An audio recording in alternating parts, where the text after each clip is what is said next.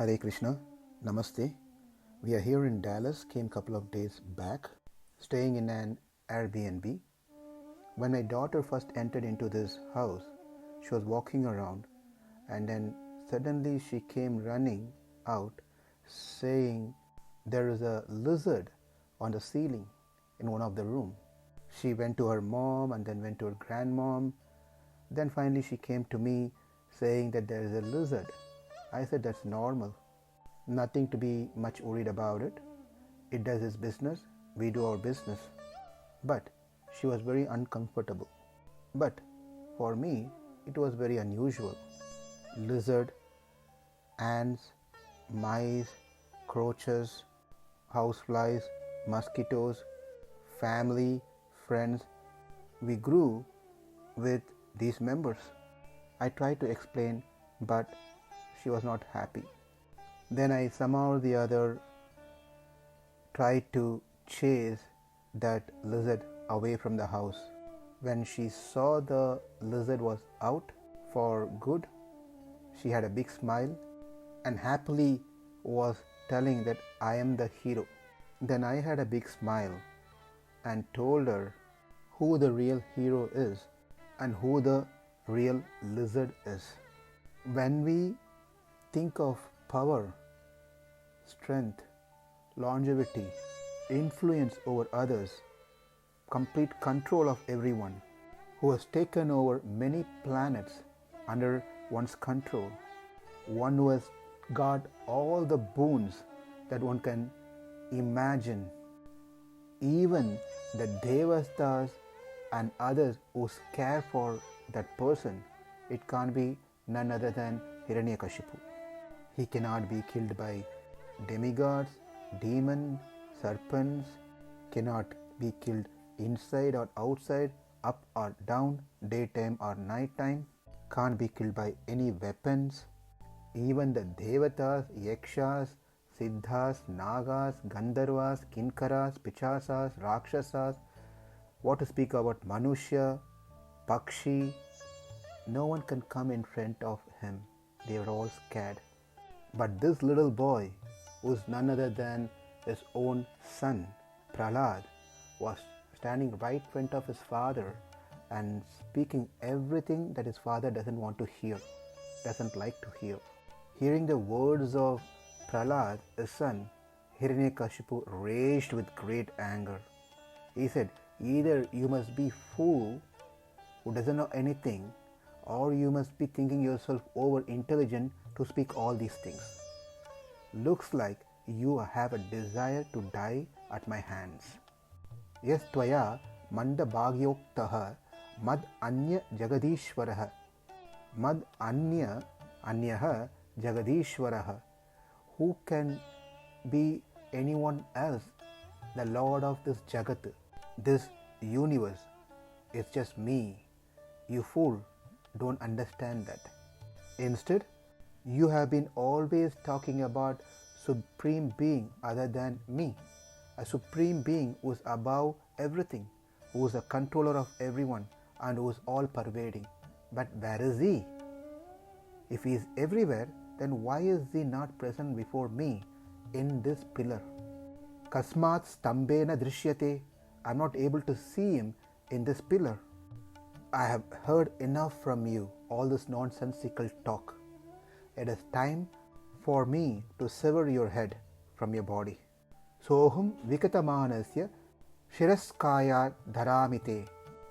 And then let me see your most worshipable God comes to protect you or not. I will see that. Gopayete haristvayadhya yaste sharanam ipsitam. Talking in this manner, he got off from his royal throne and then came close to the column, the pillar, and with that great anger struck the pillar with great force. Tadaiva tasmin ninadoti bhishanaha babhuva yenanda katagam asputhat. Then from within the pillar came a fearful sound which covered the entire universe. It reached the abode of Brahma. Brahma himself was slipped off from his seat and fell down out of fear of hearing this unheard sound ever in his life. A saint by name Vijayendra Tirtha, in his Narasimha, he explains this sound. Bhugandam varanandam paravara dham porudambam dim dim dim dim didimam dahamahi jampaisya jampaihi tulyas tulyah dumadumakaih kumankai etate purnayuktam maharaha karaha patumam Narasimha. Bhubhrit bhujangam pralayaravaram prajvalajvalamalam karjarjam kardarjurjam kachit karjadurjarjayantam bhubaham bhogabhagam gaganam kardamirtyurgrahantam swacham pucham swagacham swajajanatoha patumam Narasimha. As they say nowadays, Brahma was thinking, what the hell is this? Looks like just by this sound, the entire planet will get destroyed.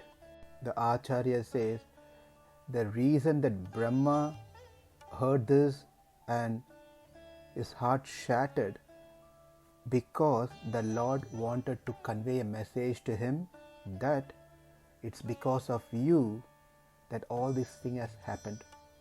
You should be careful giving boons to demons like this in future. So it was just a warning for Brahma to be careful going forward. Then Sukadev Goswami says, Satyam vidhatum nijabritya bhashitam vyaptim cha bhuteshu akhileshu chatmanah adirshayat ati adbhuta roopam udvahan stambe sabhayam na mrigam na manusham. Just to prove that the statement of his dear devotee, servant, Prahlad, was substantial, the Lord appeared from this pillar.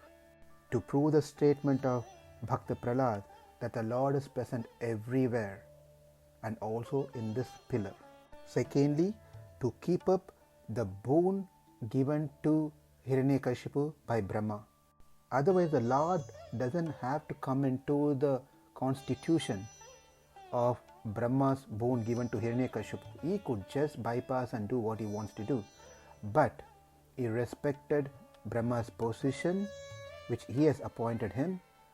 Therefore, he appeared in such a way that it also satisfies Brahma's boon to Hiranyakashipu. Number 3, to fulfill the words of Narada Muni.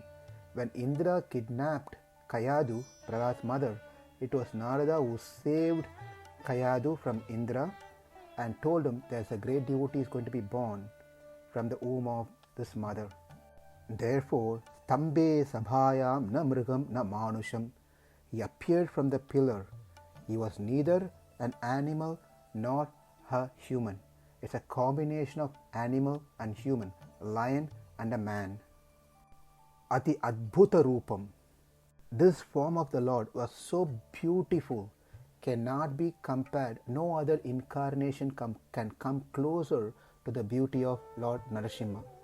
One of the Alvar by name Tirumazhai says, Arahiyan Thane, Ari Uruvan Thane. There is no one can be compared to the beauty of Lord Narasimha. Assuming there was a beauty contest between these 10 avatars. The first 3 avatars, Matsya, Kurma, Varaha. Matsya, fish. Kurma, tortoise. Varaha, a boar. When they apply for this beauty contest, their applications are very first place is rejected because they are not qualified to be part of this contest. Then the lion, half man comes, that is Narasimha. Considering is an exception, his application was accepted. Vamana applied for this beauty contest and that was rejected because it is little unpredictable what he is going to do. Sometimes he will say something and do something else, like how he did to Bali Maharaj. He asked for 3 footsteps and then he grew himself as a Trivikrama and took over everything. Therefore his application was rejected. Parasurama he doesn't fit into this competition. Maybe he should apply for some other competition, not for the beauty competition. Rama was very sadhu by nature. His application was accepted. Balarama and Krishna came together, but as per the conditions of the competition, not more than one person from a same family can apply for this contest. Therefore, Balarama graciously withdrew his application for the sake of his younger brother, and he became one of the audience. Kalki applied. Well, his application was not accepted because he has not even taken the avatar. Therefore, he was told, in future maybe you can try. Now left out was 3 got selected for the competition: Narasimha, Rama and Krishna. While the panel was deciding, the panel here is Tirumaishi Alvar. In his Pasuram is telling how beautiful Lord Narasimha is. Acharyas and Gurus enrich that Pasuram by giving such beautiful examples. So the panel was discussing who among these 3 is considered to be the most beautiful personality. Rama said, I am the handsome one. Everyone knows that. I have been called as Sundara Rama. Krishna jumped and said, no, it's me.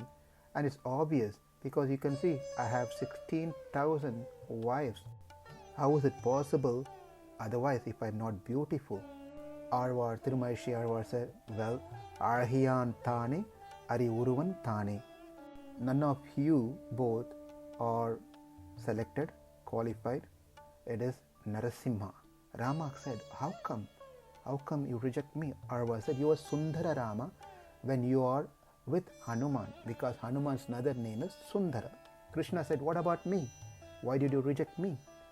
Alvar says, only one who helps others when there is a great need in their life considered to be really beautiful. Prahlad was hurt by sharp weapons.